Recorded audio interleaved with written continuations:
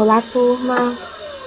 Hoje vamos dar continuidade à aula da semana passada. Antes de tudo, vou dar uma revisadinha rápida em alguns conceitos, certo? Então, nós vimos aí os pontos de referência da coluna, né? Vimos a sua importância, a importância de fazer um bom posicionamento, né? Consequentemente, fazer um bom exame, tá? Então, vimos aí alguns pontos de referências topográficas, tanto da coluna cervical, né, como da coluna torácica.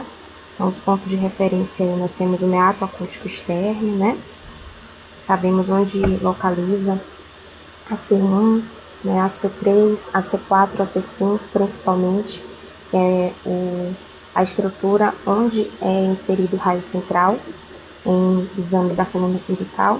C7, T1, onde nós já vimos, né, desde tórax, os pontos de referências, certo? Para a coluna torácica e o externo, temos aí como ponto de referência a incisura jugular, né, que está no nível aí de T2 e T3, e T1, que está acima, né, dessa incisura jugular, certo? Vimos desde tórax, que a vértebra proeminente é a última vértebra aí, cervical, né, a C7, logo depois começa a coluna torácica, começando pela primeira vértebra torácica. Vimos também sobre o posicionamento correto para a coluna, certo? Pode ser feito com o paciente ereto, né, voltado aí para observar como é que está o alinhamento da coluna, tá? Para demonstrar a curvatura. Lembrando que quando a solicitação é para observar casos, por exemplo, de escoliose, né? Aí você já sabe que deve ser sempre feito em posição ereta, tá? Vimos também a importância da radioproteção em todos os exames de imagem, certo? Então, sempre tomar cuidado, né, com os órgãos que são radiosensíveis à radiação, como no caso da tireoide, né? Os seios, os testículos, os ovários. Então, pode sim ser minimizada durante a radiografia, como a colunação, né, o uso de fatores próprios, KVMS, a minimização de repetições e a proteção de gônadas sempre, tá? Então, vimos que as incidências básicas aí da coluna cervical é a P axial e perfil, tá? Então, essas são as duas incidências, a rotina básica que deve ser feita. E vimos as outras duas incidências especiais, que é a P de boca aberta, para observar as duas primeiras vértebras cervicais, né, a atlas e a ax, a C1 e a C2, e oblíqua, tá? Então, vimos que as indicações em geral para o médico solicitar um raio-x de coluna cervical é justamente para ver algum tipo de patologia, como fratura, tá? Envolvendo as vértebras cervicais. No caso aqui dessa incidência especial, a P de boca aberta, nós vimos que o foco dessa incidência é observar as duas primeiras vértebras cervicais, tá? Então, tem que ter uma atenção também em relação a pacientes com algum tipo de trauma. Então, se tiver com colar cervical, não remover, não mover a cabeça ou o pescoço até que seja autorizado por um médico, tá? Então, AP de boca aberta, raio central perpendicular ao RI, direcionar o raio central através da boca aberta, tá? Suspender a respiração, ter atenção de sempre informar o paciente procedimento, mas só pedir para ele abrir bem a boca quando já estiver indo, né, para poder irradiar, tá? Radiografar. Então, a incidência P axial é a primeira incidência aí básica, né, onde envolve aí a indicação é observar a patologia da coluna cervical do nível de C3 a C7. Como eu falei, o AP axial acaba não dando para visualizar as duas primeiras vértebras, né, que anatomicamente elas são fundidas, e acaba ficando sobreposto aí pela região aí da mandíbula. Então, não dá para a gente observar a C1 e a C2 especificamente como no outro raio-x, tá? Então, demonstrar fraturas, né, compressão aí pela hérnia de disco. Então, pode ser deitado ou ereto, tá? Então, posicionar sempre o paciente de modo que ele fique paradinho, confortável. Sempre alinhar o plano sádio-medial com o raio central, com o receptor de imagem. Sempre ajustar a cabeça, né, para que não fique rodada. Observar a ponta da mandíbula, certo? não pode ter ausência da cabeça, né, do pescoço, do tórax. Como é uma incidência apiaxial, ela precisa ter uma angulação, e essa angulação é a nível cefálico de 15 a 20 graus, tá? Então, onde é que o raio central ele vai ser direcionado? Através da C4, na cartilagem tireoide, que vocês já conhecem, né? Através dos pontos de referência, tá? Respiração, pedir para que o paciente ele prenda a respiração, não engula, né, a saliva durante a exposição, porque isso aí vai evitar o movimento, tá bom? A incidência, perfil também é uma incidência básica, tá? Ela já tem uma DFR maior, de 150 a 180, ok? Então, mesmo ponto, alinhamento certinho. Essa daqui não tem angulação do raio central, o raio central é perpendicular, certo? Mas o direcionamento sempre vai ser para C4, né? Aí a nível da cartilagem tireoide, certo? Oblíquas anteriores, elas são as incidências especiais, como nós vimos, né? Então, nesse caso aqui, o paciente ele vai estar obliquado, né? E também tem a angulação. A oblíqua anterior direita no sentido caudal, 15 graus, e a oblíqua posterior em sentido cefálico. Também a mesma recomendação de pedir para o paciente prender aí a respiração, tá? Perfil também de coluna, nós temos incidências especiais a hiperflexão e extensão, tá? É justamente para ver como é que está aí a questão da mobilidade aí da coluna, em casos aí de pós-operatório, né, após cirurgia, acompanhamento. DFR de 150 a 180, certo? Então, o perfil de coluna sempre vai ser essa distância, tá? Raio central vai ser perpendicular ao RI também, a nível de C4, certo? Você vai fazer o posicionamento de hiperflexão e hiperextensão, tá? Para conseguir observar como é que está a mobilidade, na verdade, da coluna, tá? Coluna torácica foi onde nós paramos, a DFR de 1 metro, tá? Então, a coluna torácica, o paciente ele pode ficar em posição supina, que é o preferido no caso da coluna torácica, certo? Então, se o paciente não puder aguentar a posição supina, né, como eu já discuti em aula, devido a alguma patologia, né, a muita dor, pode colocá-lo de pé com os braços ao lado do corpo e o peso distribuído igualmente em ambos os pés, tá? Posicionamento da parte, você já conhece, alinhar o plano sagomedial, centro da mesa. Nesse caso aqui, gente, para a coluna torácica, tem uma recomendação de você flexionar os joelhos e os quadris para reduzir a curvatura torácica. Então, a nossa coluna, ela tem uma curvatura, né, anatômica aí, né? Então, para conseguir reduzir essa curvatura, né, e a estrutura ficar mais próxima ao RI, então a gente pede para flexionar os joelhos, tá? Observar, se atentar para que o tórax e nem a pelve ela esteja rodada, tá? Então, antes de tudo, posiciona o paciente deitadinho, alinha o corpo dele para ficar certinho, tá?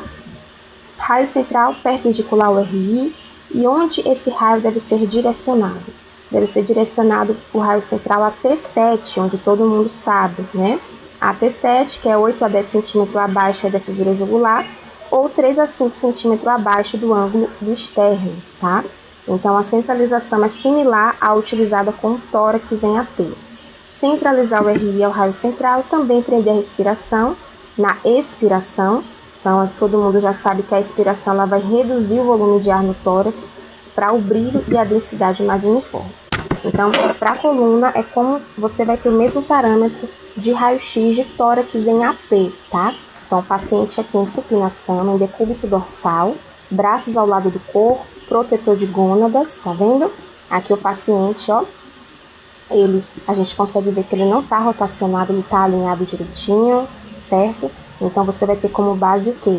A coluna, a incisura jugular. Então, a gente sabe que a incisura jugular aqui é a nível de T2 e T3, mas como é coluna torácica, a gente precisa pegar, né, a T1 e um pouco aí da C7, C6, né, a margem de segurança. Então, vai ser acima da incisura jugular, tá vendo aqui? Então, a gente vai fazer a colunação direitinho, ó, a linha longitudinal acompanhando aqui o eixo medial, né, do corpo, tá vendo? E a incidência do raio entre aqui a parte aqui da região dos mamilos, tá vendo? Então, aqui, ó, acima da crista, tá? Então, aqui a gente consegue, ou melhor, aqui a parte do ângulo da costela, certo? Então, aqui a gente consegue visualizar a colunação direitinho. Então, é uma coluna em AP, certo? Coluna torácica, preferencialmente paciente em decúbito dorsal, tá? Então, aqui a gente consegue ver onde conseguimos pegar até a T12, tá vendo? E ainda aqui a L1 e a L2, ó. Então, aqui, ó, T12, T11, T10, T9, T8, T7, T6, T5, T4, T3, T2, T1 e ainda pega a C7, certo? Então, esse aqui é o exame correto, como deve ser aí de coluna torácica, tá? Perfil também não tem mistério, a incidência perfil, ela tem como posicionamento o paciente em lateral, né? Inclinado ou ereto. Então, o paciente ele vai estar inclinado lateral, que é o preferencial, né? No decúbito dorsal de lado. Então, a cabeça no travesseiro, sempre os joelhos flexionados para diminuir essa curvatura. Para a posição ereta, colocar os braços esticados com peso igualmente distribuído nos pés. Lembrando que o posicionamento preferencial é o paciente em decúbito, tá? Decúbito lateral, nesse caso que é perfil. Alinhar a metade posterior do tórax entre o plano coronal médio e o aspecto posterior do tórax com o raio central e com o centro da mesta. Você vai fazer o mesmo alinhamento, só que com o paciente em decúbito lateral, tá? Levantar os braços do paciente em ângulos retos em relação ao corpo, com os cotovelos flexionados. Então, em perfil, você vai pedir para que o paciente ele levante os braços, vai colocar o braço abaixo da cabeça, o outro por cima, tá? Para não ter a sobreposição, porque é em perfil, ok? Então, tem que se atentar a isso. Apoiar a cintura para que toda a coluna ela fique paralela à mesa, tá? Palpa o processo espinhoso para determinar o alinhamento. Pode flexionar o quadril e os joelhos com apoio entre os joelhos, se possível. E não pode estar rotacionado, né? Nem os ombros e nem a pelve, tá? O raio central perpendicular ao eixo longo da coluna torácica, mesma coisa, vai direcionar o raio central com o T7, tá? E centralizar o RI com o raio central. Então, aqui a gente consegue ver que foi colocado até um apoiozinho para ajudar, tá vendo? Mas se não tiver, não tem problema. Então, o paciente vai estar em decúbito, tá vendo? Aqui você pode suspender e pedir para que levante os braços, certo? Fica até melhor. Mas aqui, ó, você vai alinhar direitinho, a coluna tem que estar alinhada, tá vendo? Ó, os joelhos flexionados. Então, é dessa forma aqui que tem que ficar, certo? Ó, a coluna a gente consegue ver que não tá rodada. A gente consegue ver os corpos vertebrais, ó, de cada vértebra, tá vendo? Ó, os discos, perfeita. Tá vendo? Tá um perfil excelente. A gente tem que conseguir visualizar aqui a parte aqui dos processos transversos, ó. Ó, tá vendo? Perfeito, né? Então, essa aí é a parte de coluna. Então, a gente finalizou a parte aí de colunas. Agora eu vou iniciar, pelo menos a parte do início, de coluna lombar, certo? Então, vamos lá. Então, coluna lombar. Então, vamos dar início, né, aos pontos de referência, né, obrigatoriamente, é importante.